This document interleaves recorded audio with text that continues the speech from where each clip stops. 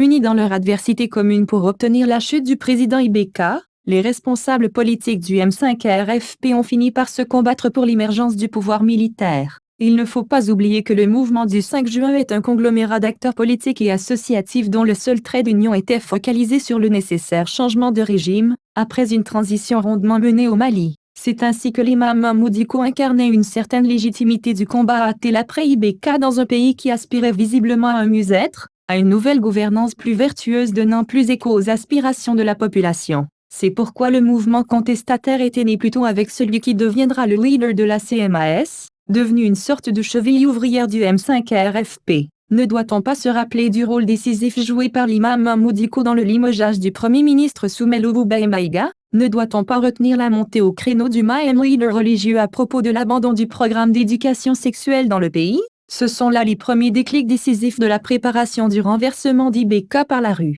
Et c'est ce processus qui va se cristalliser et s'organiser pour fédérer les organisations comme la CMAS de l'imam Dicko, le FSD de Soumaïla Cissé et EMK de Cheikh Oumar Sissoko, pour catalyser tous les mécontentements du pays. Dans ces conditions, il apparaît clairement que les masses laborieuses drainées par le mouvement M5-RFP ne peuvent qu'être une alliance de circonstances. La preuve, les principaux leaders du M5-RFP donneront la main pour dégager Ibeka mais s'entendront difficilement sur la gestion de la transition. Et l'on assistera, avant même l'intervention du CNSP, à de nombreuses divergences de vues sur la stratégie devant permettre l'atteinte de leur objectif commun. L'imam Dicko était même à un doigt de renoncer à obtenir la démission d'Ibeka. Mais, craignant être accusé de vouloir trahir cette contestation amplifiée, le leader religieux a fini par assumer le rôle de répondant moral du mouvement. C'est ce qui fait qu'avec le parachèvement de la lutte avec le coup d'État du 18 août 2020, le leader de la CMAS a jugé que le M5-RFP avait accompli sa mission et qu'il devrait quitter la rue pour rejoindre sa mosquée.